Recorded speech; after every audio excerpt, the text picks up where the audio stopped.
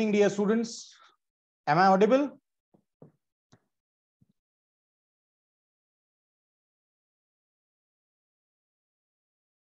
Good evening, Sachi. Audible? That's very fine. Can you see the screen? Screen दिख रहा है बेटा?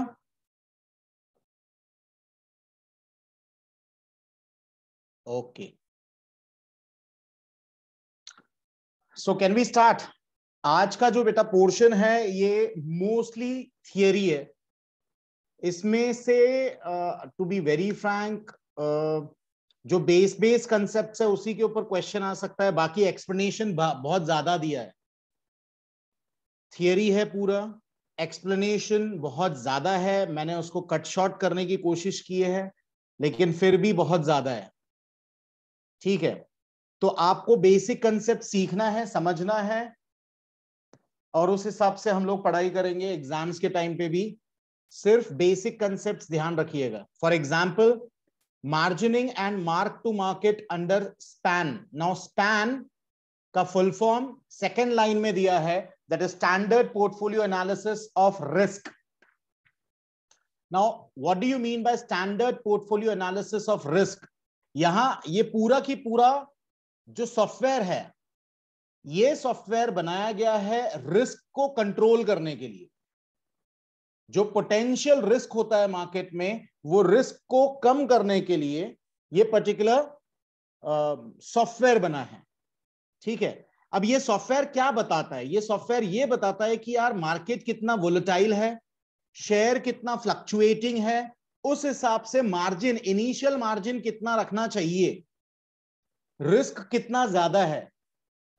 अगर रिस्क ज्यादा है तो इनिशियल, ये सॉफ्टवेयर अपने आप कैलकुलेट करके बताता है कि भाई फिलहाल मार्केट में रिस्क ज्यादा है तो इससे मार्जिन ज्यादा मंगाइए. तो this particular software is very very helpful for trading members. जो ब्रोकर्स होते हैं, सब ब्रोकर्स होते हैं, उन लोग ये पर्टिकुलर सॉफ्टवेयर यूज करते हैं ताकि फाइंड आउट किया जाए कि भाई क्लाइंट से कितना मार्जिन इनिशियल रखवाना है ताकि आगे चल के रिस्क कम से कम हो. क्योंकि मेरे को बताइए, मैं एक ब्रोकर हूं, फॉर एग्जांपल एंजल ब्रोकिंग, और मेरा एक क्लाइंट है एबीसी. ठीक है, जिसने 1 लाख रुपए डिपॉजिट रखा है. अब 1 लाख रुपए डिपॉजिट है और अचानक मार्केट क्रैश हो गया और उसको ज्यादा लॉस हो गया, 1.5 लाख रुपए लॉस हो गया. और अब वो बोलता है भाई सॉरी मेरे पास 50,000 नहीं है. तो ये 50,000 किसको देना पड़ेगा? मेरे को देना पड़ेगा, मेरी जेब से जाएगा. तो instead of taking such type of risk, मैं एक सॉफ्टवेयर ले लेता हूं जो मेरे को बताता है कि भाई फिलहाल ट्रेड कर रहे हो, रिस्क ज्यादा है. अगर कोई निफ्टी ले रहा है, निफ्टी का फ्यूचर्स में ट्रेड कर रहा है, तो इनिशियल मार्जिन ज्यादा मंगाओ. तो इससे रिस्क मैनेज हो जाता है. तो देखो, in order to manage risk efficiently in the Indian securities market, exchanges, that is National Stock Exchange and Bombay Stock Exchange, both have adopted SPAN, that is Standard Portfolio Analysis of Risk. क्या है ये? A risk management and margining product designed by Chicago Mercantile Exchange. किसने बनाया है ये? CME ने बनाया, Chicago USA. That is Chicago mercantile exchange. इन्होंने ये सॉफ्टवेयर बनाया है. This software was developed for calculating initial margins on the various positions of market participants. तो ये पर्टिकुलर सॉफ्टवेयर किसके लिए बनाया गया है? To calculate initial margins of various market participants. जो भी मार्केट के क्लाइंट है, प्रोप्राइटरी आपका ट्रेड हो या क्लाइंटल ट्रेड हो, आपको मालूम पड़ जाएगा कि भाई इनिशियल मार्जिन कितना रखना है. The objective of SPAN is to identify overall potential risk in a portfolio. The program treats futures and options uniformly, अलग अलग, while recognizing the unique exposures associated with options portfolio. याद रखना, अगर option में हम सीधे सीधे रास्ते पे जा रहे हैं, कॉल हमने बाय किया है या पुट हमने बाय किया है, सीधे रास्ते पे जा रहे हैं, तो इजी है. लेकिन यहां दिक्कत कहां आती है? जो शॉर्ट पोजीशन लेता है, जो गलत रास्ते पे चल रहा है, जो राइटर है। क्योंकि हम सबको मालूम है राइटर जो होता है उसका रिस्क अनलिमिटेड है, प्रॉफिट लिमिटेड है। तो वहां पे ये पर्टिकुलर स्पैन यूजफुल है। ठीक है, आगे देखो। Since span is used to determine initial margins on various positions, its basic objective is to determine the largest possible loss. ये स्पेसिफिकली बताता है कि भाई क्लाइंट को मैक्सिमम कितना लॉस हो सकता है एक दिन में या एक दिन से दूसरे दिन में। अगर रिस्क ज्यादा है तो इनिशियल मार्जिन बढ़ जाएगा। तो ये कहीं ना कहीं ब्रोकर को बेनिफिशियल है, ट्रेडिंग मेंबर के लिए ये बेनिफिशियल है। ठीक है, तो फिर से रीड कर रहा हूं। Since span is used to determine initial margins on various positions, its basic objective is to determine the largest possible loss that a portfolio might reasonably be expected to suffer from one day to the next. It then sets the initial margin. फिर वो window आता है, भाई risk है, इसका initial margin 1 lakh नहीं है, 2 लाख है। तो मैं क्लाइंट को फोन करूंगा, भाई फिलहाल इनिशियल मार्जिन 10% नहीं है, 20% है। क्योंकि नॉर्मल डेज में इनिशियल मार्जिन हम सबको मालूम है कितना पे करना पड़ता है, 10%। लेकिन फिर ये सॉफ्टवेयर हमको बताता है कि भाई ओवरऑल रिस्क ज्यादा है, इसके पोर्टफोलियो में जो भी शेयर्स हैं या फिर जो भी फ्यूचर्स एंड ऑप्शंस ये कर रहा है वो ज्यादा रिस्की है, तो आप इसका इनिशियल मार्जिन ज्यादा लीजिए। So it then sets the initial margin at a level which is sufficient to cover this one day potential loss. तो साची समझ में आया?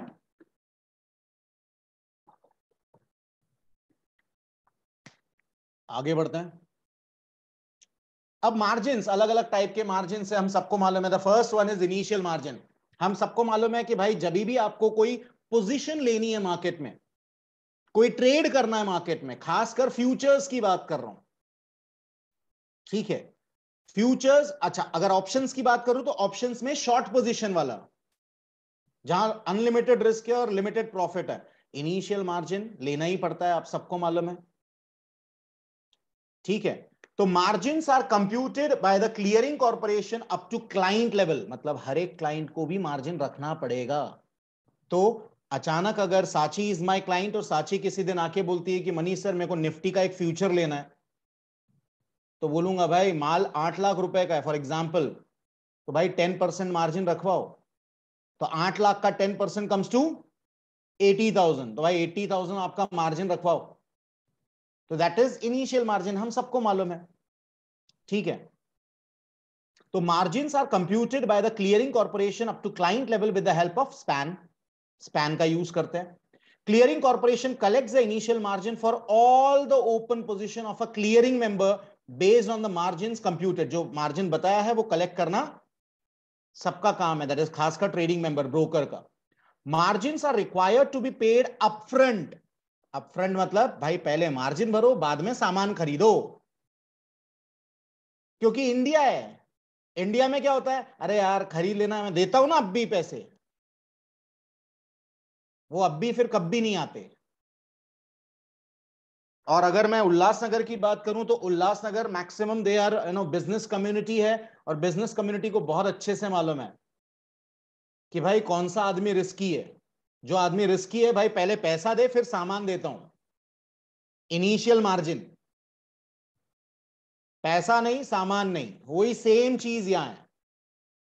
ठीक है, तो margins are required to be paid upfront और on gross basis at individual client level for clients position and on a net basis for proprietary position. Proprietary है तो खुद का ही है। तो ग्रॉस बेसिस पे आपको इनिशियल मार्जिन रखना है। ग्रॉस मतलब जरूरत से ज्यादा।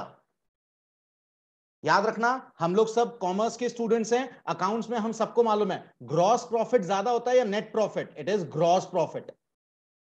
ग्रॉस प्रॉफिट में बहुत सारी चीज माइनस करते हैं तब आता है नेट प्रॉफिट। तो क्लाइंट से ग्रॉस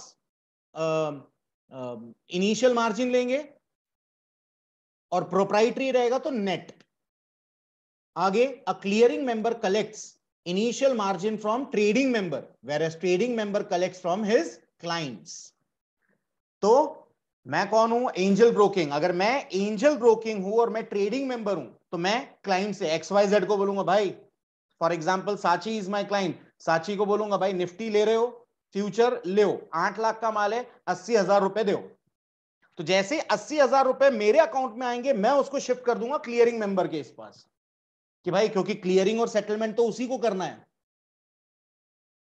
तो that is the thing, a clearing member collects initial margin from TM, whereas TM collects from his clients. इतना ही देखना है, दैट इज इनिशियल मार्जिन.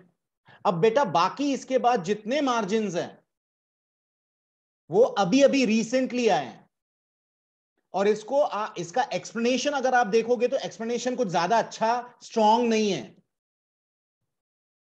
तो इसमें हमको सिर्फ, क्योंकि प्रैक्टिकल कंसेप्ट है, हमको सिर्फ समझने की जरूरत है कि ये होता क्या है बस. एग्जाम के टाइम पे इन लोग एक पर्टिकुलर सेंटेंस बताएंगे और बोलेंगे ये कौन से टाइप का मार्जिन है. For example initial margin, upfront margin. ठीक है, तो देखो आगे premium margin. Now what do you mean bye premium? कई बार अपने को प्रीमियम भरना पड़ता है, बराबर है.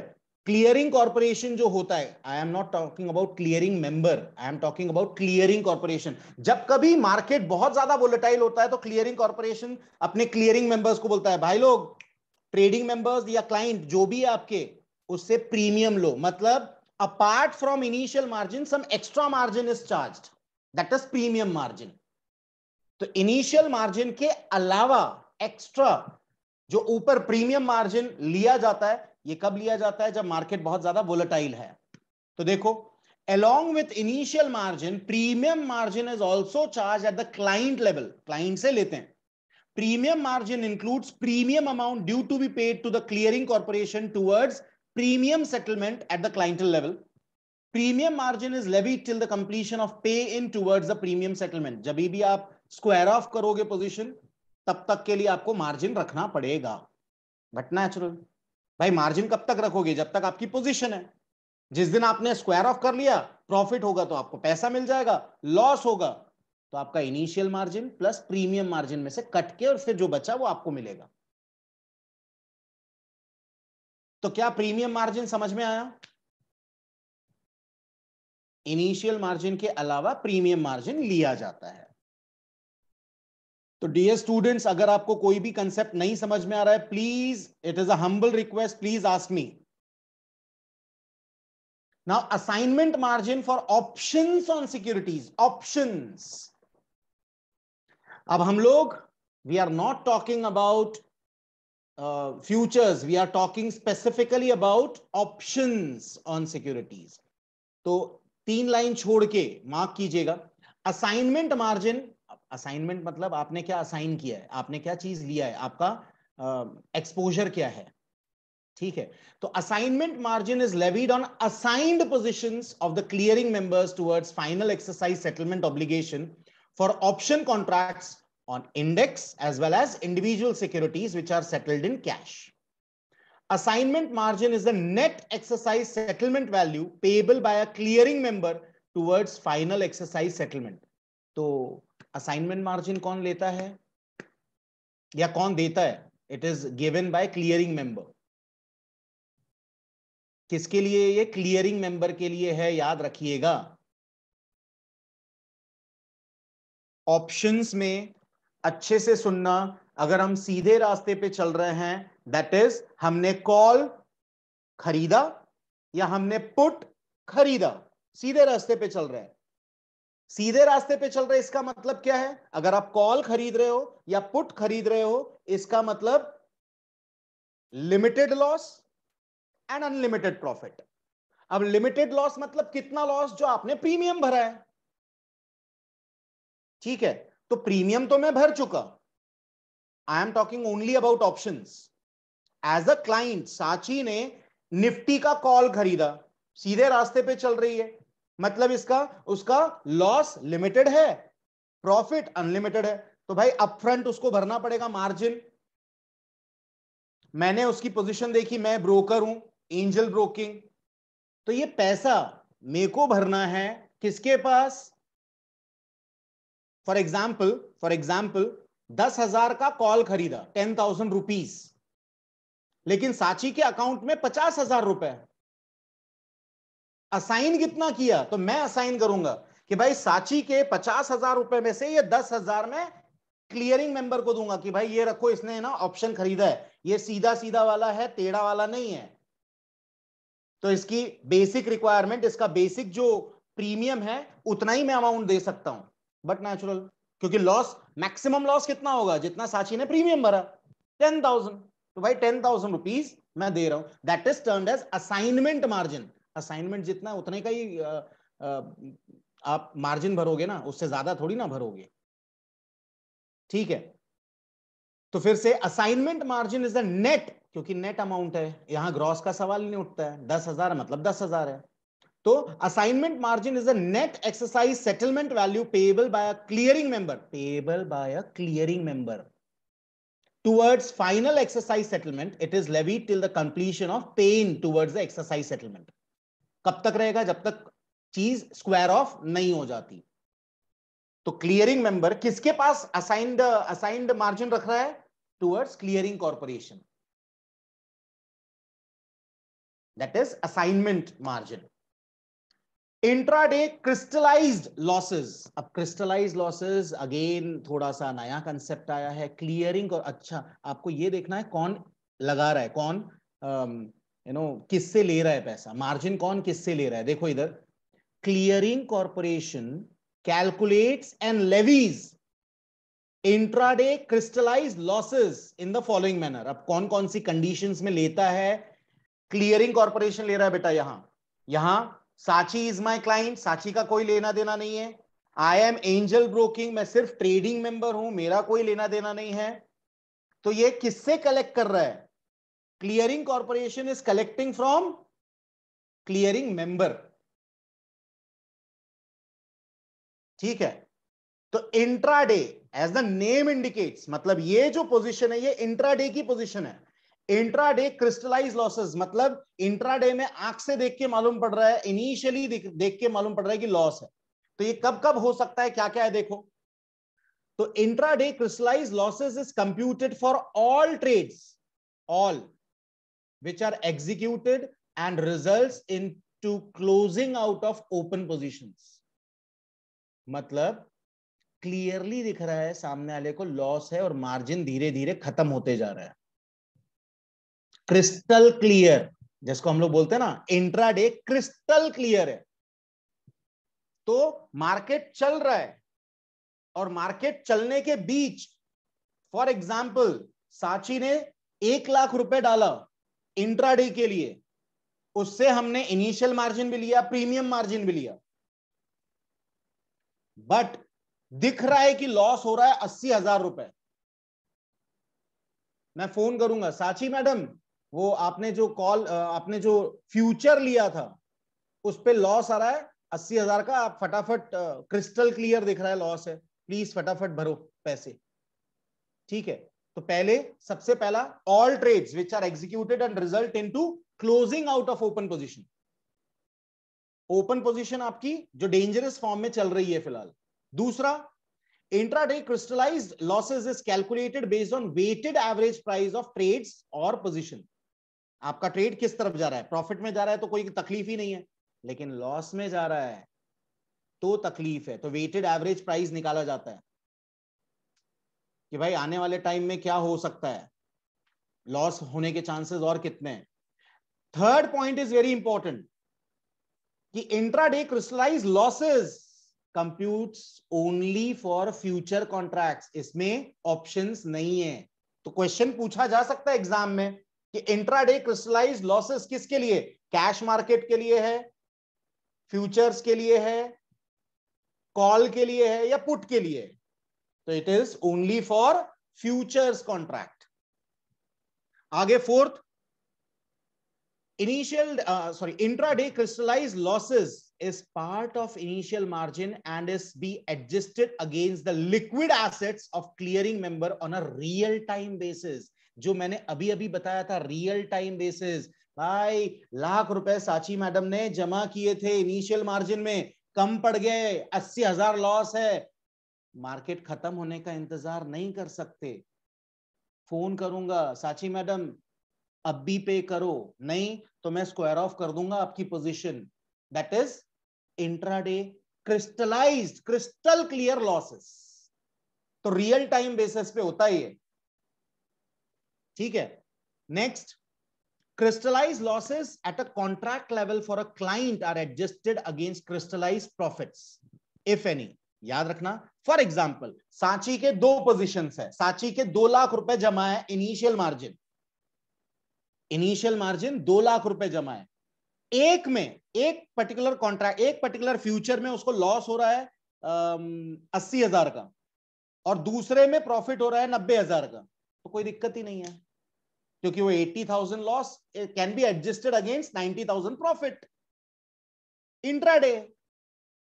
तो वही फिर से रिपीट कर रहा हूं, crystallize losses at a contract level for a client, particular client are adjusted against crystallize profits if any from other contract for the same client to arrive at client level profit और loss.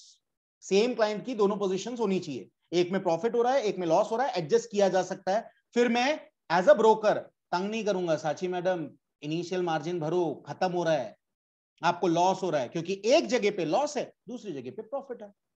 आगे, all client level losses across all trading members including देखो इधर, losses on proprietary position of trading member if any are grossed up to arrive at clearing member level। that is, याद रखना, client level का losses अगर client ने अपने loss नहीं पे किए, प्रोप्राइटरी के ऊपर जाएगा। प्रोप्राइटरी अगर लॉस ज्यादा कर रहा है क्लाइंट से, तो सिर्फ प्रोप्राइटरी का पैसा है, प्रोप्राइटरी को फिर क्लियरिंग मेंबर फोन करेगा, भाई तेरा प्रोप्राइटरी पोजीशन लॉस में है, you pay, it is not client, it is your position, you have to bear the losses, आपने लॉस किया है, आप पे करो, ठीक है। Next is intraday crystallized losses so blocked or collected is released on completion of daily or final mark settlement pain। याद रखना, जो भी आपका इंट्राडे है, याद रखना ये अप टू सेटलमेंट रुकेंगे या नहीं। अगर प्रॉफिट कमा रहे हो, क्रिस्टलाइज्ड प्रॉफिट है, तो कोई दिक्कत नहीं, लेकिन क्रिस्टलाइज इंट्राडे क्रिस्टलाइज लॉस है, तो on the spot real time basis पे हमको मंगाना पड़ेगा, भाई मार्जिन कम पड़ रहा है, प्रॉफिट में कुछ नहीं, प्रॉफिट में आपका पैसा ब्लॉक है। जब आप माल बेचोगे आपको आपका पैसा मिल जाएगा, लेकिन कलेक्ट कब करते हैं? देखो उन लोग ने बोला है ICMTM, so blocked is for profit, collected is for losses. तो भाई प्रॉफिट है तो कोई दिक्कत नहीं, आपका पैसा ब्लॉक्ड है, आप जिस दिन स्क्वायर ऑफ करोगे पोजीशन, आपको आपका पैसा मिल जाएगा। लेकिन अगर आपको लॉस है तो लॉस कलेक्ट किया जाएगा ऑन डेली बेसिस, जिसको हम लोग M2M बोलते हैं, मार्क टू मार्केट या मार्केट टू मार्केट। इसमें किसी को बेटा कोई प्रॉब्लम है क्या? Any problems as such? अब डिलीवरी मार्जिन्स हैं,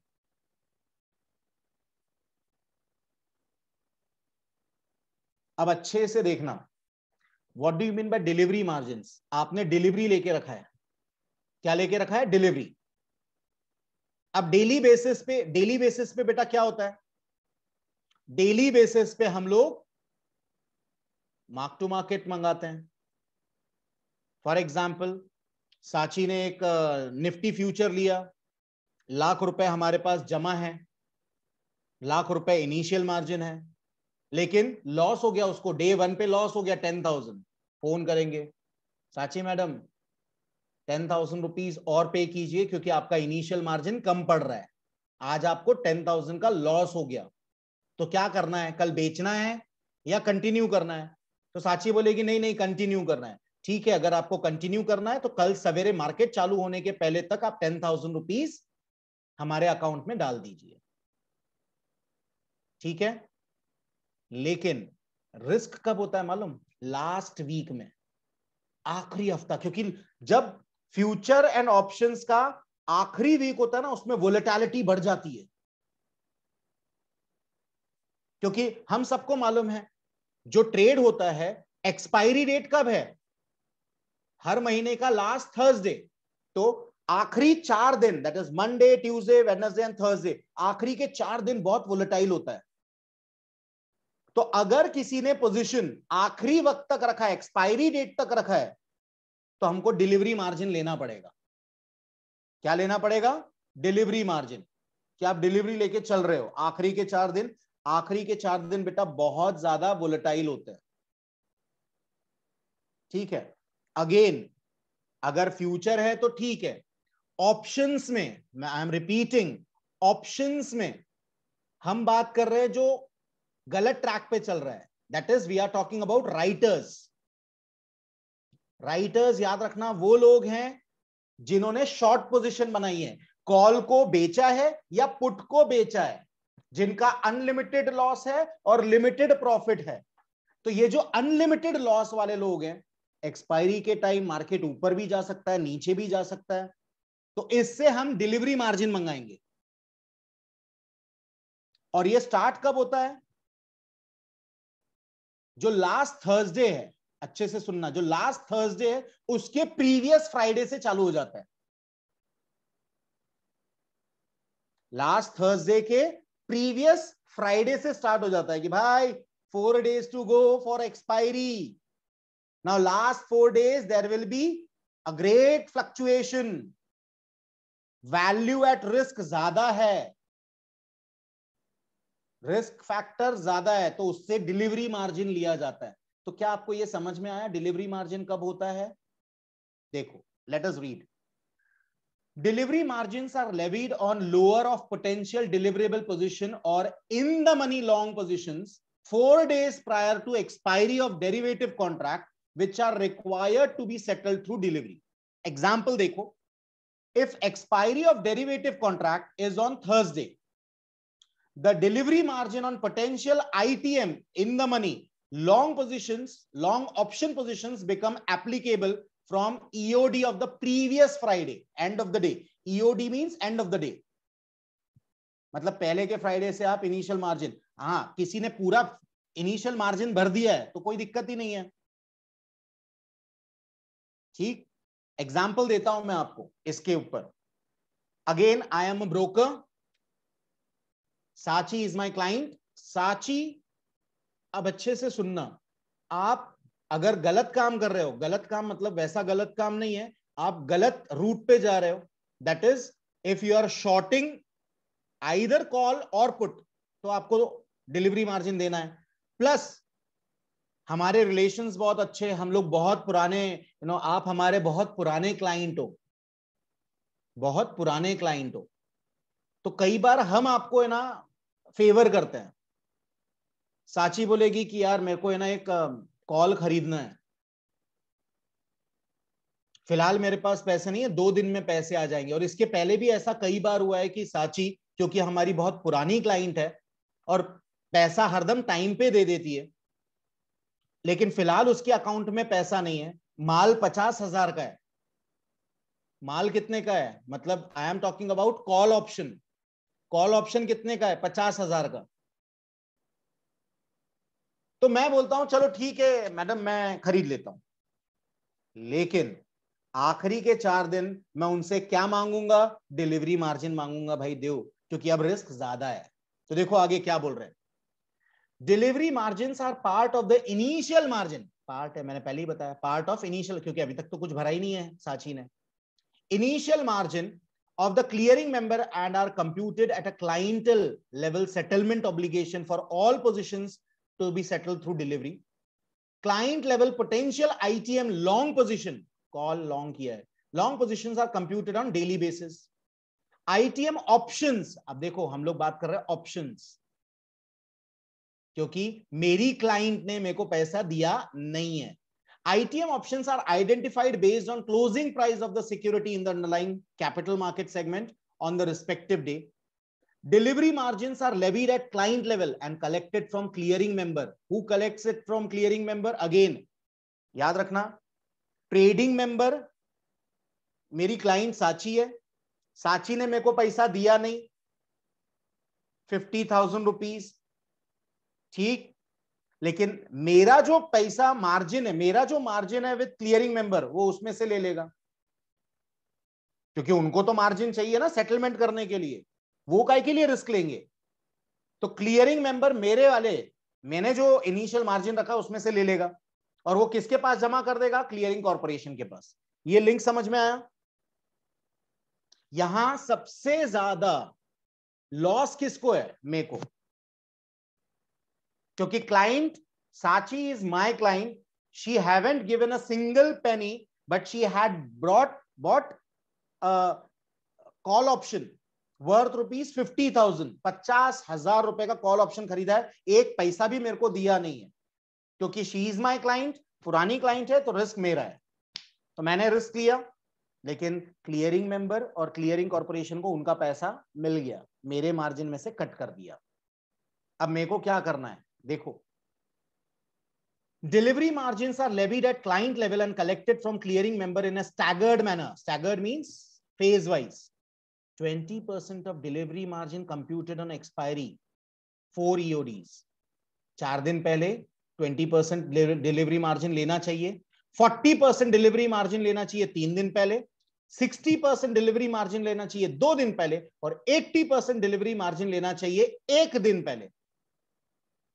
इतना अगर मार्जिन लोगे तो आपको loss, that is trading member को लॉस कभी नहीं होगा। तो जैसे ही मंडे आ रहा है, लास्ट वीक जब थर्सडे के दिन एक्सपायर होने वाला है, मंडे के दिन मेरे को लेना चाहिए साची से कम 20%, ट्यूसडे के दिन 40%, वेडनेसडे तक 60% मेरे पास आ जाना चाहिए, 60% ऑफ 50,000, और एक दिन पहले, दैट इज, और एक दिन पहले कम से कम मेरे पास आ जाना चाहिए 80%, ताकि मेरा लॉस नहीं हो। क्या ये समझ में आया? इसमें बेटा किसी को कोई प्रॉब्लम, कुछ queries, please let me know. अगर किसी को कोई प्रॉब्लम है please. Yes, very good, yes.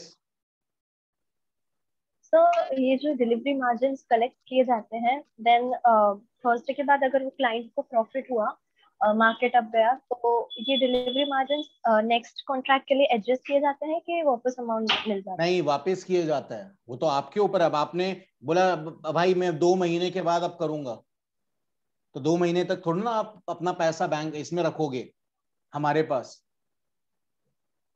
ये तो आपको डिसाइड करना है, because you are a client. If you are earning profit, तो आप वो प्रॉफिट अपने डीमैट अकाउंट में रखो। आपको जब मैं भी, डिलीवरी मार्जिन पूछ रही मैं हूँ। कोई भी मार्जिन हो, आप इनिशियल मार्जिन बोलो, प्रीमियम मार्जिन बोलो, कोई भी टाइप का मार्जिन बोलो, सौदा खत्म हो गया, यस।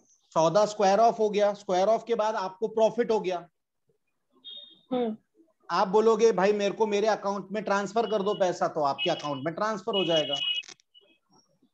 नहीं तो फिर वो आपके ट्रेडिंग अकाउंट में ही पैसा रहेगा। फिर आप कोई दूसरा खरीदोगे तो उसमें एडजस्ट करना है, उसमें एडजस्ट कर लो, आपको विड्रॉ करना है आप विड्रॉ करो, it's up to you client. ठीक है? अब जैसे आप लोग कभी ना कभी फेयर्स लगते हैं, मालूम है? हाँ। जैसे गणपति के टाइम पे या नवरात्रि के टाइम पे फेयर्स लगते हैं, जिसमें झूले और बाकी सब होते हैं। हाँ। उसमें जुआ भी खेलते हैं कई लोग। वो बॉल वाला गेम होता है, बॉल फेंकते हैं, वो कांच का कुछ रहता है उसके अंदर, या फिर वो मोर देन 7, लेस देन 7, ऐसा कई गेम्स रहते हैं। अब मैंने एक ही बार गेम में पैसा लगाया और मैं जीत गया, तो क्या सामने वाला मेरे को बोल सकता है कि भाई दूसरी बार भी खेलो, तीसरी बार भी खेलो? मैं बोलूंगा नहीं भाई, मेरे को नहीं खेलना, पैसा दे दे, मेरा जो प्रॉफिट हुआ वो दे दे, प्रॉफिट लेके मैं जा सकता हूँ। तो इट्स अप टू क्लाइंट, है ना? तो ये समझ में आया? यस। और कोई क्वेरीज? नहीं। ओके, चलिए आगे बढ़ते हैं। एक्सपोजर मार्जिन,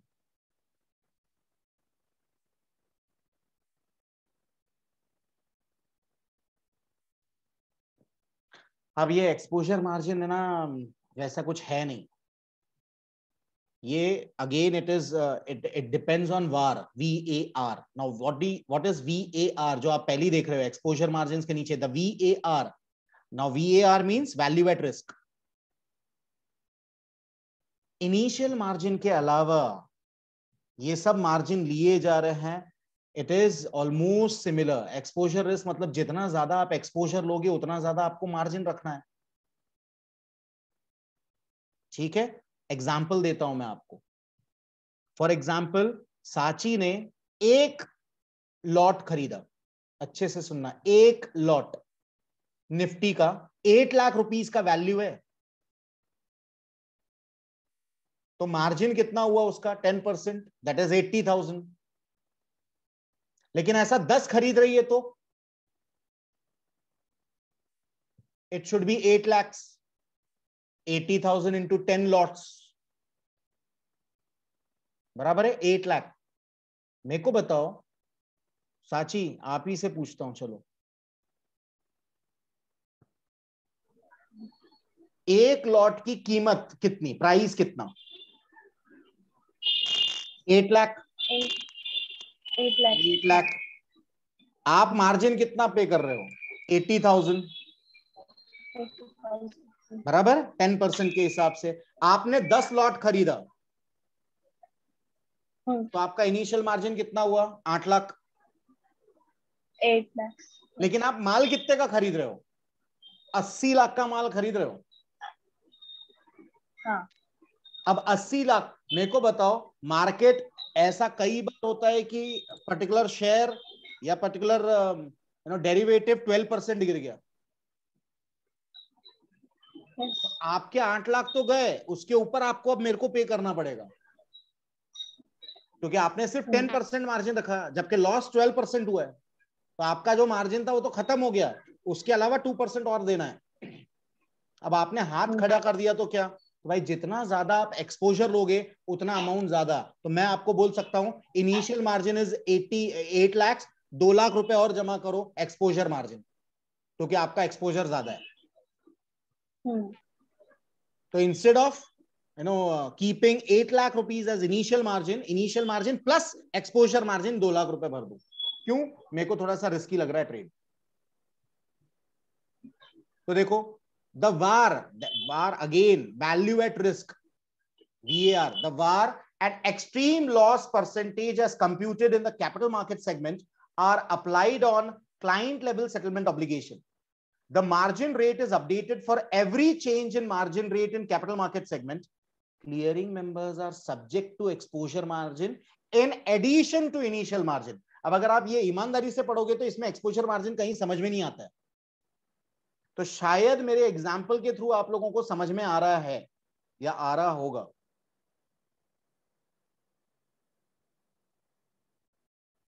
ओके, अब शॉर्ट ऑप्शन मिनिमम चार्ज, एक minute. Short option minimum charge as a name indicates, आप ऑप्शन को शॉर्ट कर रहे हो, मतलब आप सही रास्ते पे चल रहे हो या आप गलत रास्ते पे चल रहे हो? आप गलत रास्ते पे चल रहे हो। यहां पे अगर आप कॉल को शॉर्ट कर रहे हो, बेच रहे हो, या पुट को शॉर्ट कर रहे हो, बेच रहे हो, तो आपका अनलिमिटेड लॉस है और लिमिटेड प्रॉफिट है। ऐसे टाइम पे मिनिमम मार्जिन तो रखना ही पड़ेगा, that is short option minimum charge.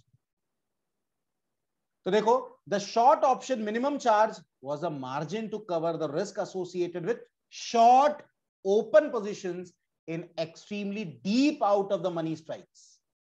SEBI has recently done away with the concept of short premium minimum charge via its circular dated February 24, 2020, and this concept is not discussed further.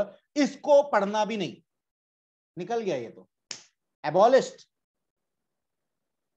भाई 24 फरवरी 2020 को इसको खत्म कर दिया, लेकिन आपके notes में है, ठीक है? ठीक, अच्छा। इसके अलावा अब आ रहा है next is net option value. Net option value, मैं चाहूंगा अगर साची आपके पास नोट्स हैं क्या हार्ड कॉपी में, टेक आउट पेज नंबर 115।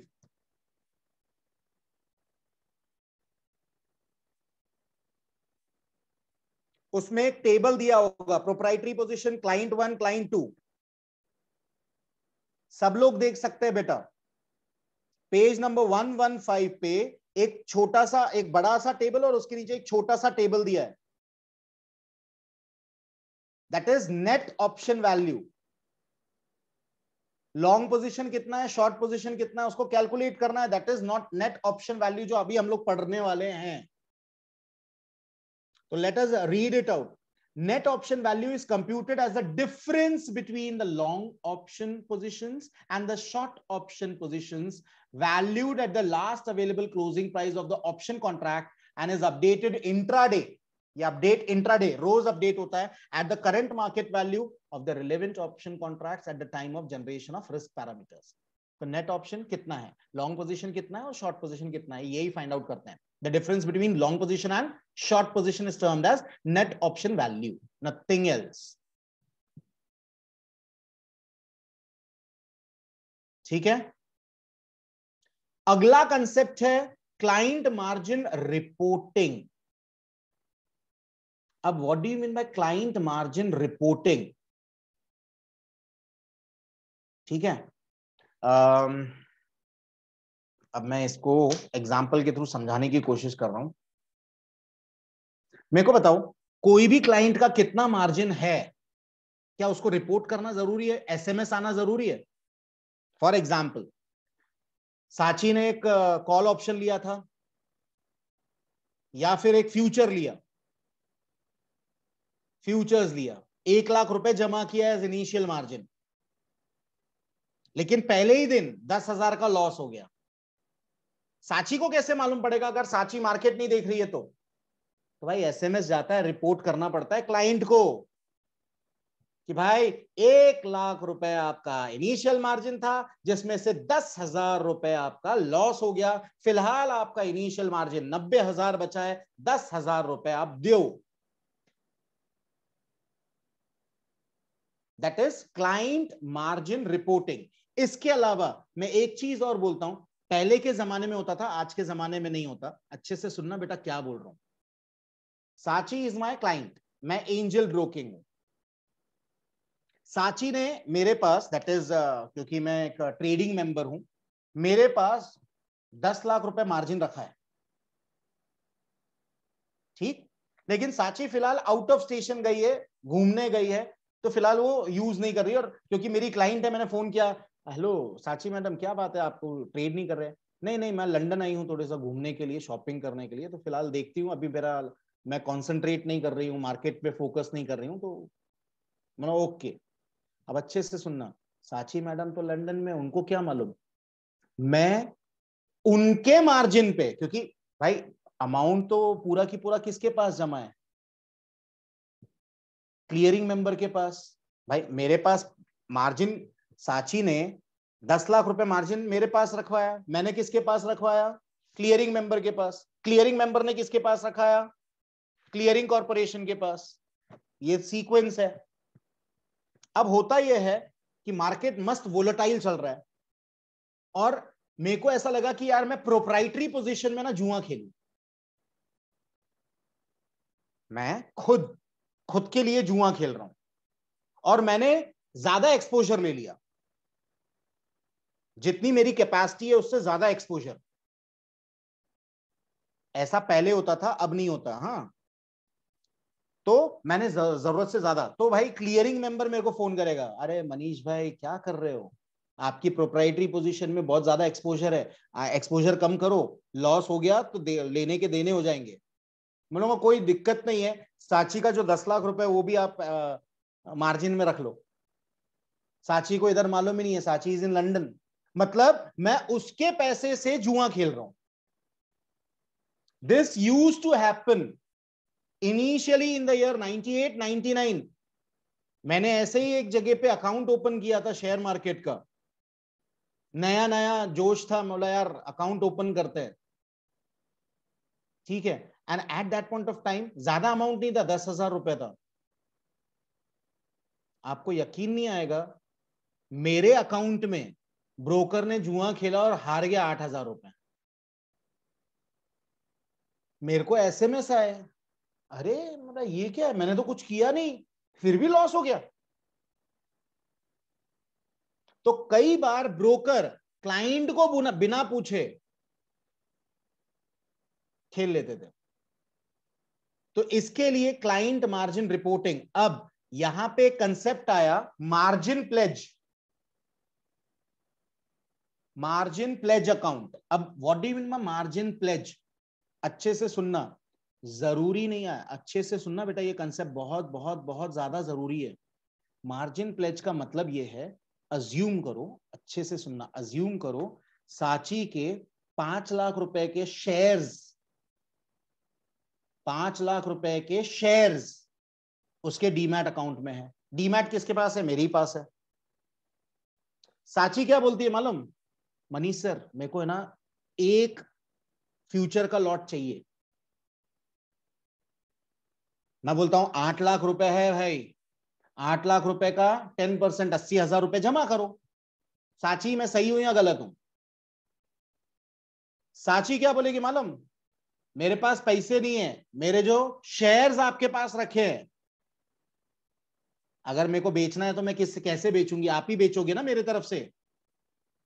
तो आप एक काम करो, उसको प्लेज कर रही हूं मैं। प्लेज मतलब गिरवी रखना। तो भाई 5 लाख रुपए का शेयर उसने गिरवी रखा। अब उसके बदले में मैं 80,000 का माल खरीद के दे सकता हूं कि नहीं उसको? That is margin pledge. आया समझ में? चलो, सपोजिटली 80,000 रुपए का लॉस हो गया सांची को। मैं क्या कर सकता हूं भाई? 5 लाख के जो शेयर्स खरीदे थे उसके अकाउंट में, उसमें से 80,000 के शेयर बेच के मैं मेरा पैसा निकाल के भर सकता हूं। सही है या गलत? सांची बोलेगी यार लॉस भी हो गया और पैसे भी चले गए, क्या है ये? तो let us read client margin reporting, क्योंकि ये जो प्लेज और रीप्लेज ये सब वापस से आएंगे। Margin pledge, clearing corporation intimates, मैंने पहले बताया भाई मार्जिन के बारे में इंटीमेट करना क्लाइंट को जरूरी है, ठीक है? तो क्लियरिंग कॉर्पोरेशन इंटीमेट करता है all members of the margin liability of each of their client. Additionally, members are required to report details of margins collected from client to clearing corporation. हर एक चीज की detail, which holds in trust client margin monies to the extent reported by the member as having been collected from the respective client. तो as a trading member मैंने सांची से कुछ margin लिया, जितेन से कुछ मार्जिन लिया, तो हर एक का मेरे को बताना पड़ेगा कि नहीं क्लियरिंग मेंबर को कि भाई सांची का इतना अमाउंट मार्जिन है, जितेन का इतना अमाउंट मार्जिन है। क्लियरिंग मेंबर वो किसको भेजेगा? क्लियरिंग कॉर्पोरेशन को, कि भाई मनीष राय का क्लाइंट है सांची, उसका इतना मार्जिन है। मनीष राय का जो दूसरा क्लाइंट है जितेन, उसका इतना मार्जिन है। That is what they are saying, ठीक है? तो हर एक चीज क्लाइंट के मार्जिन के बारे में क्लाइंट को भी बताना पड़ता है और ऊपर तक बताना पड़ता है, ठीक है? Any non-collection or short collection of margin by members from their clients is penalized by the exchanges. अच्छा, अच्छे से सुनो, अगर मार्जिन नहीं है और फिर भी मैंने सौदा किया तो इसकी पेनल्टी क्लाइंट को लगती है, ठीक है? कि भाई बिना मार्जिन के। हाँ, मैं अगर परमिशन दे रहा हूं देन इट्स ओके। अब होता क्या है इसमें, फर्क क्या है मैं आपको बता रहा हूं। कई बार टेक्निकली गलती हो जाती है और हम लोग एक्सपोजर दे देते हैं किसी को। फॉर एग्जाम्पल, सांची खुद के घर पे लैपटॉप से ही ट्रेडिंग करती है, खरीदती है और बेचती है, ठीक है? और मैंने गलती से सांची के अकाउंट में 1 लाख का एक्सपोजर रख दिया कि सांची 1 लाख रुपए तक का खेल खेल सकती है, शेयर्स खरीद सकती है, फ्यूचर खरीद सकती है, ऑप्शंस खरीद सकती है। गलती से छूट गया, दिमाग में नहीं था और सांची ने खेल लिया क्योंकि उसके घर पे ही अकाउंट, दैट इज सिस्टम। मेरे को मालूम नहीं पड़ा, मेरे को तो 5 मिनट बाद मालूम, अरे ये क्या हो गया, सांची ने खरीद लिया, अरे इसका पास तो मार्जिन ही नहीं है। तो शी हैव टू पे पेनल्टी फॉर दैट। ठीक है। अच्छा, उल्टा भी हो सकता है, मेरे पास मेरा मार्जिन नहीं और मैं मार्जिन साची का यूज कर रहा हूं। साची वॉज इन लंदन, याद है? उसमें भी पेनल्टी फिर मेरे को लगी। देखो अब सेकंड पैराग्राफ सही चीज बता रहा है, जो पहले होती थी अब नहीं होती। देखो, अ ब्रोकर्स क्लाइंट्स ऑफन डिपॉजिट, अच्छे से सुनना, ब्रोकर के क्लाइंट मतलब मेरे एंजल ब्रोकिंग के क्लाइंट, दैट इज साची, often deposit securities with the broker by way of margins for their position, खुद के पोजीशन के लिए मार्जिन रखते हैं। There is a risk that the broker may misappropriate a client's securities and use these to fund the margin obligation on his proprietary position, खुद की position के लिए मैं क्लाइंट की इनिशियल मार्जिन या मार्जिन यूज कर रहा हूं, or that of some other client. To mitigate this risk, to reduce this risk, mitigate means to reduce this risk, it is now mandatory for brokers to accept collateral from clients in the form of securities. जरूरी नहीं है कि आप अपने account में रोकड़ा ही रखो, आप शेयर्स भी रख सकते हो एज अ कोलैटरल, गिरवी रख सकते हो। Only by way of margin pledge created in depository system. The broker is required to open a separate demat account for accepting such margin pledge, termed as, इसको क्या बोला जाता है, client securities margin pledge account. For accepting such, that is client securities margin pledge account, the broker must ensure that the client securities repledged, जैसे ही मेरे पास pledge किया, pledge मतलब गिरवी रखा, मेरे को ये रीप्लेज करना पड़ेगा, किसके पास? To clearing member and to clearing corporation. वही है, देखो मैं फिर से रीड कर रहा हूं, the broker must ensure that the client securities repledged to the clearing corporation are available to give exposure limit to that client only. तो मैं फिर से रिपीट कर रहा हूं, मेरा एग्जांपल, 5 लाख रुपए के शेयर्स साची के डीमैट अकाउंट में है। साची बोलती है कि मेरे को एक फ्यूचर खरीदना है जिसकी वैल्यू इनिशियल मार्जिन 80,000 है। I am ready to pledge, मैं अपने 5 लाख के शेयर गिरवी रखने को तैयार हूं। ये चीज मेरे को क्लियरिंग मेंबर और क्लियरिंग कॉर्पोरेशन को बताना पड़ेगा कि ये 5 लाख रुपए के शेयर्स साची के हैं और साची को खुद के अकाउंट में एक फ्यूचर लेना है जिसका इनिशियल मार्जिन 80,000 है। तो ये एक्सपोजर किसको मिलेगा? सिर्फ और सिर्फ साची को। कल को जितेन बोलता है कि वो साची के अकाउंट वाला है ना, मेरे इसमें मैं ट्रेड कर रहा हूं, साची का पैसा है ना, साची का जो मार्जिन है प्लेज्ड, उस पे मैं कर लूं, चलेगा क्या? साची चलेगा? नहीं। तो साची के अकाउंट में सिर्फ साची ही कर सकती है। जो अपने सिक्योरिटीज गिरवी रखेगा वो ही एक्सपोजर ले सकता है, उसके अलावा कोई नहीं। तो वही आखिरी में लिखा है। बेटा ये कंसेप्ट समझ में आ रहा है क्या? Please let me know. थोड़ा सा टेक्निकल है लेकिन इट शुड बी इजी।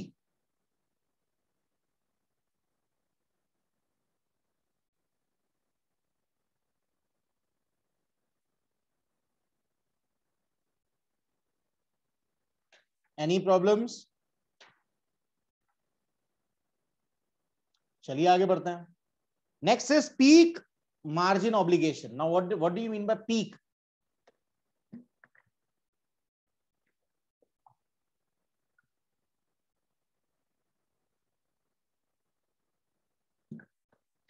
ये नया कंसेप्ट आया है, आप देख सकते हो, एग्जाम्पल के थ्रू है। मैं चाहूंगा कि पहले हम लोग एग्जाम्पल देखें। लास्ट लाइन से एग्जाम्पल चालू हो रहा है। लास्ट लाइन, पेज नंबर 124 का लास्ट लाइन, फॉर एग्जाम्पल। पहले एग्जाम्पल देखते हैं फिर अपन ऊपर आएंगे। पीक मार्जिन ऑब्लिगेशन मतलब क्या? Suppose the initial margin and exposure margin required on a clients end of day derivative position is ₹1 lakh. 1 lakh का मार्जिन चाहिए उसका। Initial margin, exposure margin should be 1 lakh. कितना होना चाहिए? 1 लाख। तो अगर साची कोई एक पर्टिकुलर फ्यूचर्स का कॉन्ट्रैक्ट लेना चाह रही है तो उसका मार्जिन कितना होना चाहिए? 1 लाख रुपए होना चाहिए। ठीक है, आगे देखो। However, it is quite possible that the client had taken several other positions during the day and squared off these positions by end of the day. अब 1 लाख रुपए का एक्सपोजर है, मतलब 1 लाख रुपए तक के शेयर्स खरीद सकती है, बेच सकती है। ठीक, अब होता यह है कि उसने ये 1 लाख रुपए में बहुत सारे एक्सपोजर्स लिए। अच्छे से सुनना साची, 1 लाख रुपए आपका मार्जिन चाहिए, मतलब आप 10 लाख रुपए तक का माल खरीद सकते हो। तो साची ने क्या किया? 2 निफ्टी खरीदे, 2 कॉल खरीदा, 2 पुट खरीदा। आई एम टॉकिंग अबाउट इंट्राडे। उसमें से कई चीजों का उसने स्क्वायर ऑफ भी कर दिया। बहुत सारी पोजीशन ली अलग अलग, फ्यूचर भी लिया, कॉल भी लिया, पुट भी लिया, शेयर्स भी खरीदे कैश मार्केट में से, क्योंकि उसके पास 10 लाख रुपए तक का खेलने का है। लाख रुपए मार्जिन था 10 लाख रुपए तक खेल सकती है। अब आगे क्या हो रहा है देखो। However, it is quite possible that the client had taken several other positions during the day and squared off these positions by the end of the day. The margin required on these positions could be much higher than the EOD margin of rupees 1 lakh. 1 lakh से ज्यादा margin चाहिए था, 1 लाख से ज्यादा margin चाहिए था, लेकिन इसने सिर्फ 1 लाख दिया और 10 लाख के जगह पे 20 लाख का माल खरीद लिया और बेच दिया। अब आगे देखो क्या हो रहा है। Let us say that the broker allowed the client to maintain a margin of just 30,000 throughout the day. This amounts to excessive intraday leverage being allowed to the client. याद रखना, यहां अच्छे से सुनना क्या बोल रहे हैं। 30,000 थ्रू आउट द डे मतलब मार्जिन आपको रखना है 30,000 का, लेकिन आप लाख रुपए के ऊपर का माल खरीद रहे हो। 30,000 मतलब 3 लाख का आपको एक्सपोजर है, लेकिन आप 10 लाख का एक्सपोजर ले रहे हो, 7 लाख का extra. This amount to excessive intraday leverage being allowed to the client, such leverage can lead to large losses on days of high volatility. इसके लिए क्या करना पड़ेगा? पीक मार्जिन ऑब्लिगेशन है। कुछ समझ में आया? खासकर ये कब के लिए? जब हाई वोलेटिलिटी है। साची नहीं समझ में आया? चेहरे से लग रहा है मेरे को। क्या नहीं समझ में आया? प्लीज लेट मी नो, क्योंकि बाकी स्टूडेंट्स को भी शायद वो नहीं समझ में आया होगा। तो ये लास्ट मतलब लाइन ही नहीं समझ में आई कि पीक मार्जिन ऑब्लिगेशन इसमें कैसे आया। देखो कैसा है, अगेन नया कंसेप्ट है, बेवकूफ बनाने वाली बात है, ऐसा कुछ होता ही नहीं है। मैं फिर से रिपीट कर रहा हूँ, इसमें से बहुत सारी चीज मार्केट में होती नहीं है, लेकिन थियरी में दिया है तो हमको पढ़ना है। अब इसमें पीक मार्जिन ऑब्लिगेशन, एक ही चीज बोलने का मतलब है जितना एक्सपोजर मैंने दिया था आपको, उससे ज्यादा एक्सपोजर में आप खेल गए। नॉर्मल डे में तो ठीक है, लेकिन भगवान ना करे आपने उल्टा खेला और मार्केट उल्टा चले गया, तो आपको जबरदस्त लॉस होने के चांसेस हैं। ठीक है, इसके लिए पीक मार्जिन लिया जाना चाहिए, लेकिन आज की ये थियोरेटिकल है। अब मैं आपको बता रहा हूं प्रैक्टिकल क्या होता है। आज की रेट में बेटा अलग अलग सॉफ्टवेयर्स हैं, और सॉफ्टवेयर में हम लोग खुद ही कैसा होता है, सॉफ्टवेयर अपने आप काम करते हैं। आप कैसे काम करते हैं ये बताता हूं। सॉफ्टवेयर कैसे काम करते हैं।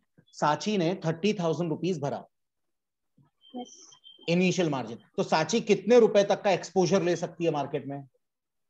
3 लाख। 3 लाख। तो 3 लाख की अपने आप लिमिट वो सॉफ्टवेयर ही डाल देते हैं।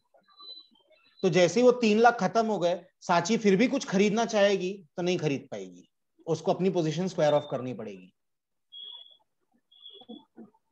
बराबर है? लेकिन ये थियरी है, ये सब पुरानी बातें कर रहे हैं, जब वो सॉफ्टवेयर्स नहीं होते थे। बाय पीक मार्जिन ऑब्लिगेशन ले, तो जब पीक, अगर ये चीज हम लोग ले रहे हैं तो what is initial margin then? Initial margin के बाद बाकी जितने मार्जिन हमने अभी तक पढ़े वो सब क्या थे? These are foolish things. Theory है, पढ़ना है तो कोई ऑप्शन ही नहीं है, अब दिया है तो पढ़ना ही है। सर ऐसे सारे मार्जिन ऐड अप होते जाएंगे तो एक्सपोजर से ज्यादा तो मार्जिन ही भर रहे हैं हम लोग। दिक्कत वही है, लेकिन ये बेटा पुराने कंसेप्ट्स है, नए कंसेप्ट्स नहीं है ये। ठीक है, ओके बेटा। और किसी को कोई प्रॉब्लम, कुछ क्वेरीज, तो please please let me know.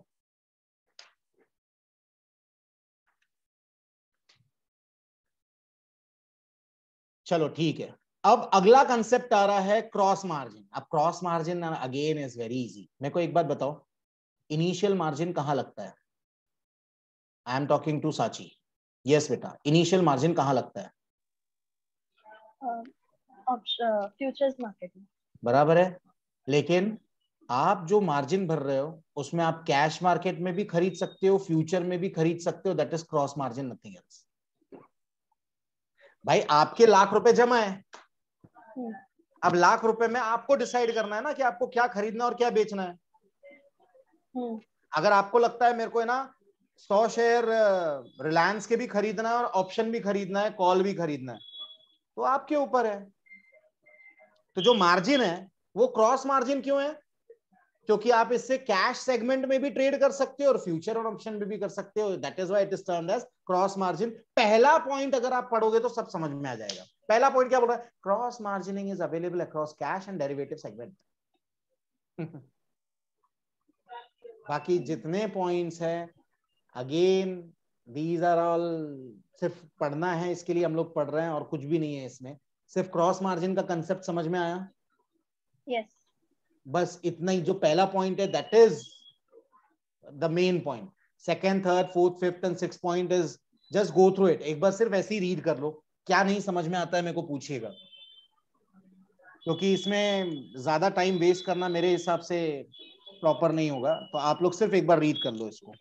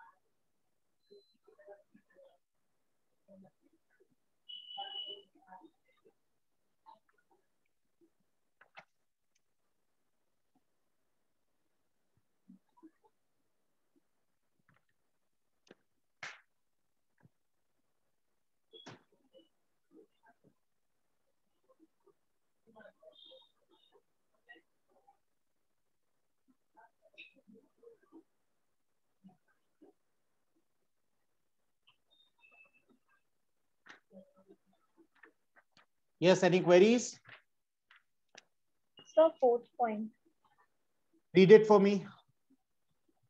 When a clearing member clears for clients, entities in cash and derivative segments, he is then required to intimate clients' details through a collateral interface for members CIM to benefit from cross margining. सिर्फ इतना, इसमें clearing member को साची को बताना पड़ेगा, क्योंकि साची इज अ क्लाइंट, कि आपका 1 लाख मार्जिन था, 1 लाख मार्जिन में आपने इतना कैश सेगमेंट में इन्वेस्ट किया और इतना डेरिवेटिव सेगमेंट में इन्वेस्ट किया। एक मैसेज आ जाता है, that is what they want to say, that is collateral interface for members, कि आपका पैसा कहां कहां आपने यूज किया, क्या क्या खरीदा, कैश मार्केट में कितना खरीदा, डेरिवेटिव्स मार्केट में कितना खरीदा। आगे When different clearing members ना ना clear ना, for clients, आगे आगे मतलब वो नहीं, फिफ्थ और सिक्स पॉइंट भी पढ़ लो, नहीं समझ में आया तो पूछो। नहीं सब वो पढ़ लिए। समझ में आया बेटा? हाँ। ओके, बाकी लोगों को बेटा?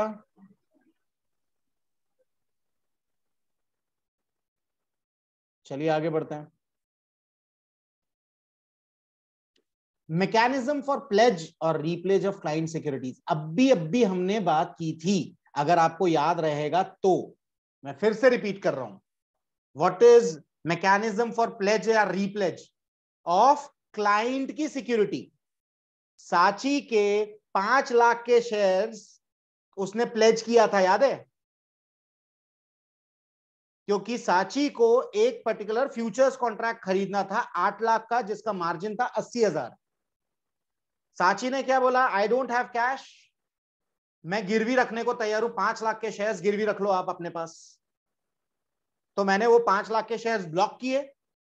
मैंने क्लियरिंग कॉर्पोरेशन को बताया कि ये 5 लाख के शेयर्स साची के हैं, साची को इसमें 80,000 का आप ये दे दीजिए पोजीशन एक्सपोजर। तो क्लियरिंग कॉर्पोरेशन बोलता है 2 लाख का एक्सपोजर दिया, 5 लाख का माल है, 2 लाख का एक्सपोजर दिया। तो मैं बोल दूंगा साची 2 लाख का एक्सपोजर है, तेरे को जो करना है कर बाबा, तेरा पैसा है, तेरे शेयर। तो साची ने मेरे पास जो गिरवी रखा दैट इज प्लेज, और मैंने क्लियरिंग कॉर्पोरेशन के पास वो गिरवी रखा दैट इज रीप्लेज। तो प्लेज एंड रीप्लेज बराबर। अब इसको एक बार पढ़ लो, ये हम लोग पढ़ चुके हैं, just go through it again.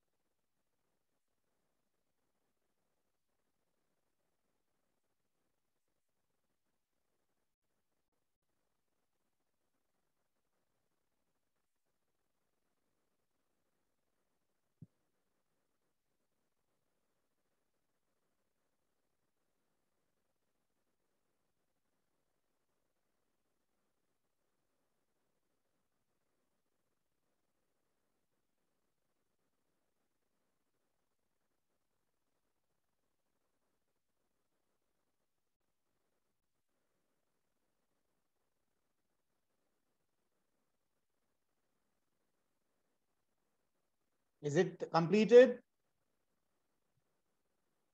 Any queries बेटा? साची queries है बेटा? Anyone else? बाकी students? कुछ queries है? Please raise your hands. चलिए आगे बढ़ता हूं फिर।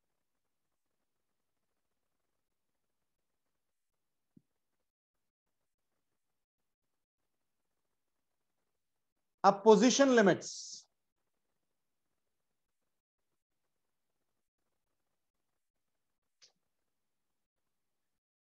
अब what do you mean by position limits?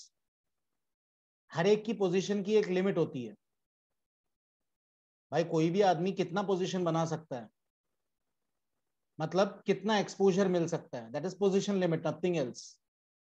तो हर एक की पोजीशन लिमिट सेम नहीं होती, सबकी पोजीशन लिमिट्स अलग अलग है भाई। एक क्लाइंट है, क्लाइंट की पोजीशन लिमिट अलग होगी। क्लाइंट के अलावा जो ट्रेडिंग मेंबर है उसकी पोजीशन लिमिट अलग होगी, तो सबकी पोजीशन लिमिट्स डिफरेंट होती है। Position limits means exposure. तो देखो, position limits are an important part of the risk management framework of a derivative exchange. बहुत जरूरी है ये। A position limit on a derivative exchange is a restriction. क्या है ये? पोजीशन को लिमिट करना, एक्सपोजर को लिमिट करना। A position limit on a derivative exchange is a restriction on the ownership that limits the number of derivatives contract that the trading member or client acting individually or together with others can own.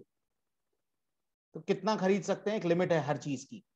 Position limits are needed to prevent traders from manipulating prices by accumulating control over the market or individual stocks through derivatives contract. याद रखना, हर एक चीज की limit होती है। मेरे को बताइए, मैं for example state bank of India का कितने फ्यूचर्स खरीद सकता हूं? एन नंबर ऑफ थिंग्स ना, देयर इज पोजीशन लिमिट। कोई भी आदमी, एक सिंगल आदमी बहुत सारे पोजीशंस खड़े नहीं कर सकता है। स्टॉक एक्सचेंज ने लिमिट डिसाइड की है हर सिक्योरिटी की, हर डेरिवेटिव की, कि एक लिमिट तक आप खरीद सकते हो, लिमिट क्रॉस नहीं कर सकते। That is position limit. हर एक की पोजीशन फिक्स्ड है। अगर मैंने जरूरत से ज्यादा खरीद लिया, अच्छे से सुनना, मैंने जरूरत 80% मैंने खरीद लिया, तो भाई मैं तो ओनर बन जाऊंगा वो कंपनी का। अगर मैं शेयर्स की बात करूं तो आपको बता दूं, कोई भी आदमी 2% से ज्यादा, मैं आई am talking about cash market, कोई भी आदमी 2%, मतलब कंपनी के जितने शेयर्स अवेलेबल है मार्केट में उसका 2% अगर खरीद रहा है तो उसको इंटीमेट करना पड़ता है एक्सचेंज को कि मैंने 2% खरीदा है मार्केट से। समझ में आ रहा है? इसके ऊपर मैं बहुत अच्छा एग्जाम्पल दे सकता था, लेकिन ठीक है, मैं फटाफट एक एग्जाम्पल देता हूं। वीडियोकॉन कंपनी का नाम सुना है? ठीक है। पुणे के आसपास एक गांव का एक बंदा गया, वो सीधे मुंबई पहुंचा। वीडियोकॉन इलेक्ट्रॉनिक्स का बहुत बड़ा कंपनी था, अभी भी है शायद। वीडियोकॉन ये बहुत बड़ी कंपनी थी। आपको बता दूं, इंडिया की सबसे पहले multinational company is Videocon. India's first multinational company is Videocon. अब वीडियोकॉन की का जो हेड ऑफिस था, हेड ऑफिस में वो बंदा गया, ना मैले कुचैले कपड़े होंगे उसके, और उसने उधर जो मार्केटिंग हेड था उसको बोला कि भाई मेरे को है ना एक एक्सक्लूसिव शोरूम खोलना है पुणे में, एक्सक्लूसिव शोरूम ऑफ वीडियोकॉन मेरे को स्टार्ट करना है पुणे में। तो उसका फॉर्मेलिटी क्या है? और आपने आज के डेट में बहुत सारे वीडियोस में देखा रहेगा, उसको लोग धक्के मार के निकाल देते, कपड़ा देख, भिखारी जैसा लग रहा है, और तू हमारा वीडियोकॉन, क्योंकि वीडियोकॉन वो टाइम पे नंबर 1 था, तो वीडियोकॉन के एक्सक्लूसिव डीलरशिप चाहिए देखो, भग जाए इधर से। लिटरली उसको भगा दिया। वो गांव गया, उसने अपने पूरे की पूरे खेत बेच दिए, करोड़ों रुपए की खेत बेच दिए। पढ़ा लिखा लड़का था, ग्रेजुएट था कॉमर्स का, क्योंकि इसकी हमने केस स्टडी पढ़ी थी। ये बंदे ने क्या किया, सिक्योरिटीज मार्केट, शेयर मार्केट, जो बॉम्बे स्टॉक एक्सचेंज है, मैं national stock exchange, Bombay stock exchange है, उसके रूल्स पढ़े कि कोई भी बंदा, वो टाइम पे इट वाज 3%, कोई भी बंदा 3% अगर शेयर्स खरीद रहा है कोई भी कंपनी का, तो उसको बॉम्बे स्टॉक एक्सचेंज को बताना पड़ेगा कि भाई मैंने 3% शेयर्स खरीदे। ये बंदे ने क्या किया मालूम? शेयर्स खरीदना चालू किया। कैसे? खुद के नाम पे 2.98% शेयर्स खरीदा। 3% खरीदा क्या? 3% नहीं खरीदा तो क्या स्टॉक एक्सचेंज को बताने की जरूरत है क्या? 2.98% खुद का खरीदा, 2.98% वाइफ के नाम पे लिया, 2.98 मम्मी के नाम पे लिया, 2.98, ऐसे करते करते उसने 18 to 20% शेयर्स खरीद लिए। तब वीडियोकॉन के शेयर्स का भाव बहुत कम हुआ करता था। ठीक है। और सिंगल डे सबको बोला सब मेरे को ट्रांसफर करो, और फिर वो इंटीमेट करता है कंपनी को, स्टॉक एक्सचेंज को, मेरे पास 20% शेयर्स है कंपनी के,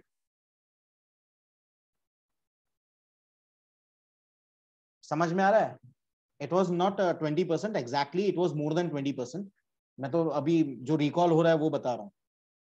अब जैसे ही वीडियोकॉन के मालिक को मालूम पड़ता है, वो तो घबरा जाता है। 20% शेयर्स एक आदमी के पास, मतलब कल को वो जनरल मीटिंग में बैठ के डिसीजंस पलट सकता है, नहीं मेरे को नहीं मानने का, ये गलत है डिसीजन। एनुअल जनरल मीटिंग या एक्स्ट्राऑर्डिनरी जनरल मीटिंग में वो चीजों को उल्टा पुल्टा कर सकता है, क्योंकि डिसीजन ले ही नहीं सकते प्रॉपरली,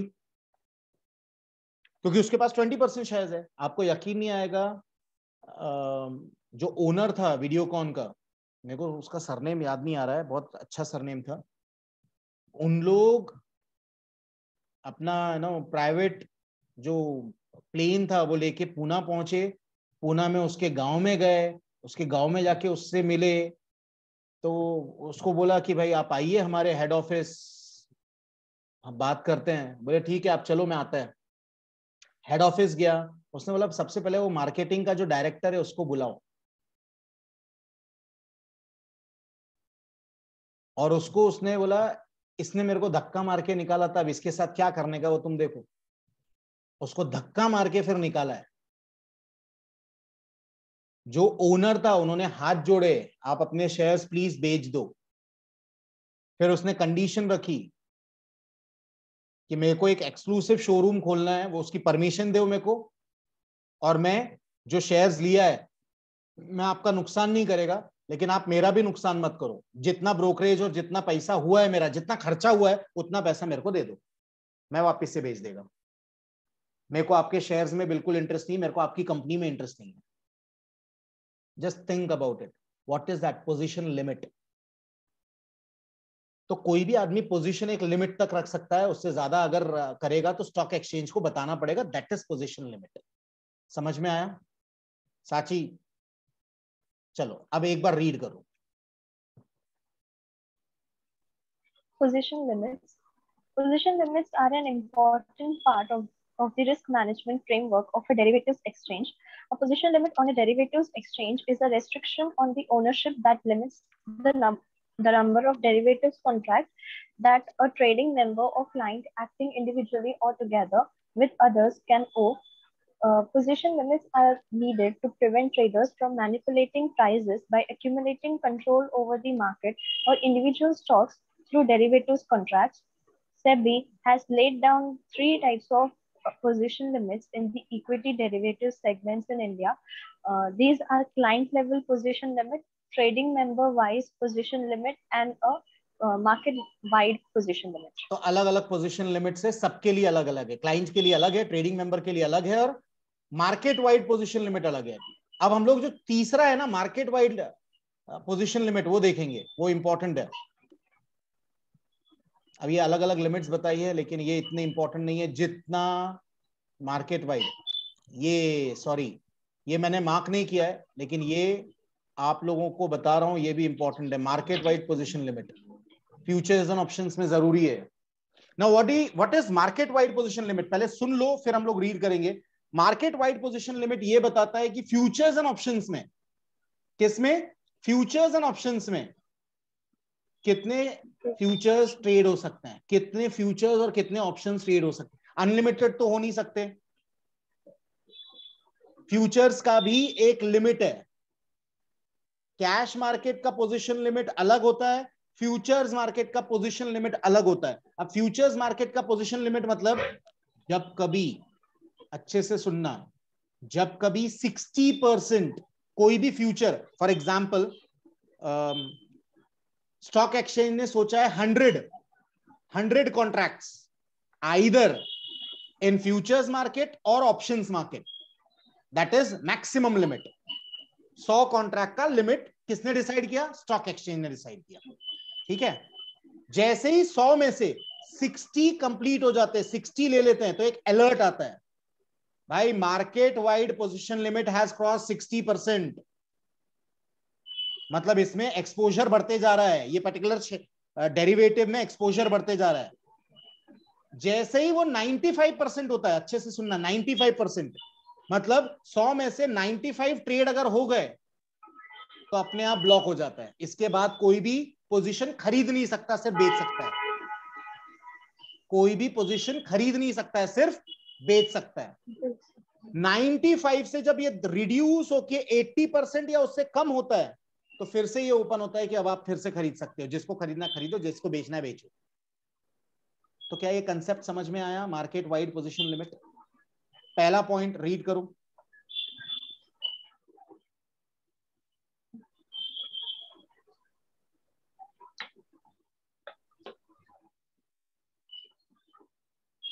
साची, you have to read.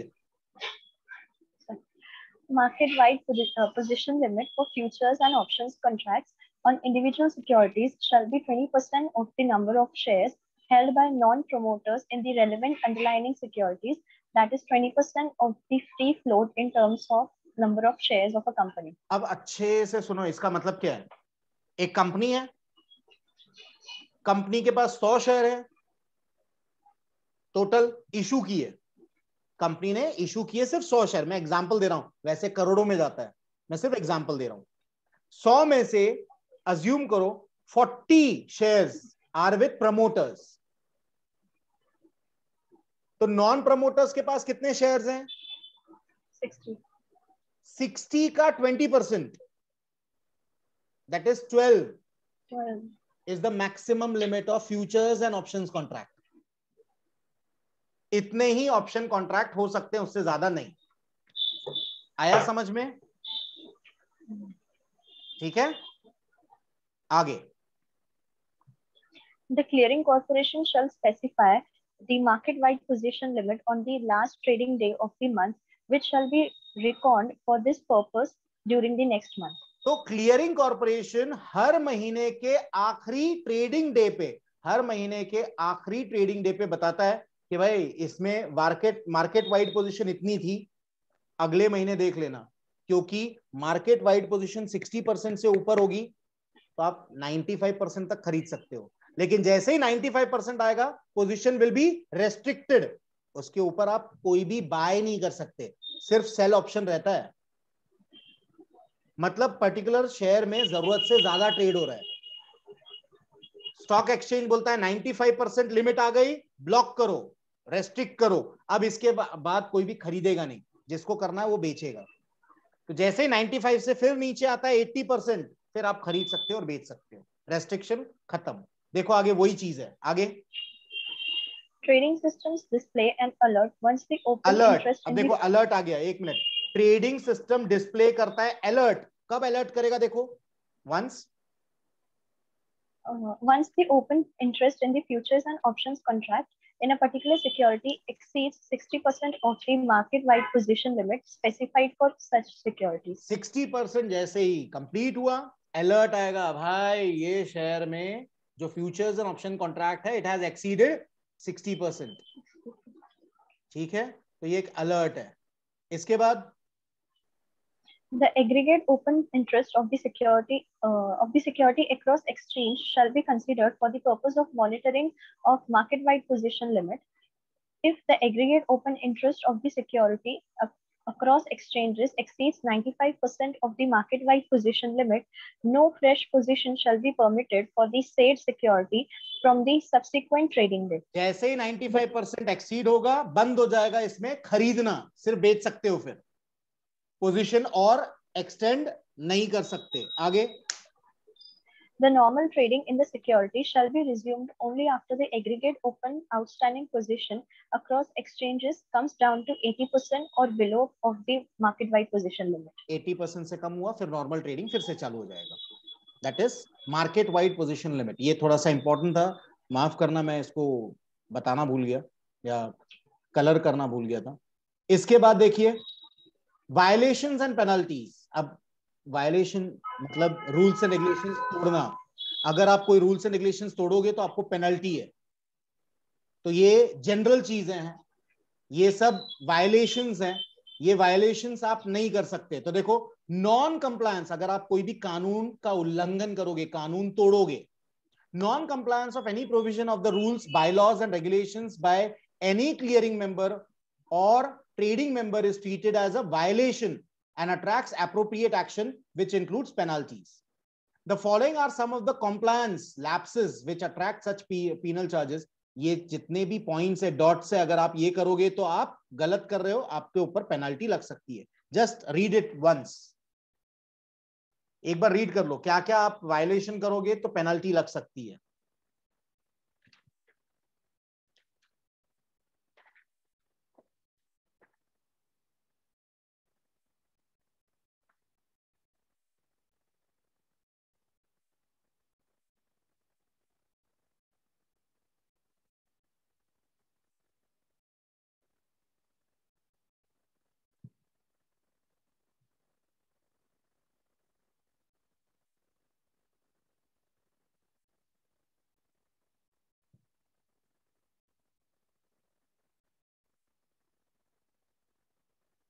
Yes साची, एनी क्वेरीज? और आखिरी कंसेप्ट है आज का, that is settlement guarantee fund and investor protection fund. ये अलग से एक फंड बनाती है सेबी और क्लियरिंग कॉर्पोरेशन. सेबी की परमिशन लगती है, क्लियरिंग कॉर्पोरेशन अलग से फंड बना के रखती है. Savings we can say. कल को क्योंकि जितने भी सेटलमेंट है, ये सेटलमेंट कौन कराएगा? Clearing corporation. तो गारंटी देती है, क्लियरिंग कॉर्पोरेशन गिव्स गारंटी कि आपको पैसा मिलेगा, डोंट वरी. ठीक है. फॉर एग्जाम्पल, मैंने साची से पैसे लिए नहीं थे, याद है? अब लॉस हो गया साची को, मेरे ऐसे बहुत सारे क्लाइंट को लॉस हो गया और मैंने हाथ खड़े कर दिया, sorry I don't have money. Clearing member वो भी हाथ खड़ेगा, मेरे पास पैसे नहीं है, तो कौन भरेगा? क्लियरिंग कॉर्पोरेशन भरेगा, क्योंकि उसने अलग से प्रोविजन करके रखा है. सेटलमेंट गारंटी फंड, दो फंड्स उन लोग बना के रखते हैं. एक सेटलमेंट गारंटी फंड, मतलब गारंटीड आपको पैसा मिलेगा, और दूसरा इन्वेस्टर प्रोटेक्शन फंड, इन्वेस्टर को प्रोटेक्ट करने के लिए. रीड करते हैं. साची एक बार रीड करना बेटा. ये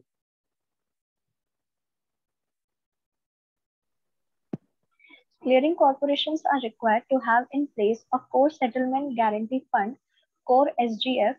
The primary objective of the core SGF is to have a fund for each segment, for example, cash, F&O, CD, etc., to guarantee the settlement of trades executed in the respective segment of the stock exchange.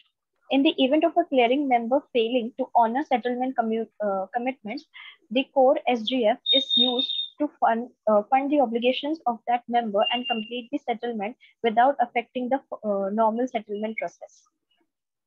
आगे. Exchanges have established an investor protection fund with the objective of compensating investors in the event of defaulting members' assets not being sufficient to meet the admitted claims of investors. The other objectives of this fund include promoting investor education, awareness, and research. The Investor Protection Fund is administered by way of a registered trust created for the purpose. तो यहाँ दो अलग अलग funds बनाए जाते हैं, settlement guarantee fund and investor protection fund. Investor protection fund में investor को प्रोटेक्ट किया जाता है, लेकिन उसमें और भी खर्चा किया जाता है इन्वेस्टर्स को एजुकेट करने के लिए या फिर इन्वेस्टर्स के अवेयरनेस के लिए. तो ये सब चीजें हम लोग देखते हैं settlement guarantee fund and investor protection funds में. ये समझ में आया सबको? इसमें कोई प्रॉब्लम? ओके. अब अगला लेक्चर कब होगा ये आपको इंटीमेट किया जाएगा, because I will be shifting. मैं अभी शिफ्ट करने वाला हूं from Bhopal to other place, तो आई विल बी शिफ्टिंग. अगला लेक्चर जब कभी होगा आपको पहले इंटीमेट किया जाएगा, फिर अगला लेक्चर होगा. ठीक है. तो मनीष सर आपको इंटीमेट करेंगे कि अगला लेक्चर कब और कितने बजे होगा. Is it clear? तो मिलते हैं. Till then bye, have a good time. Thank you very much. God bless you. Thank you.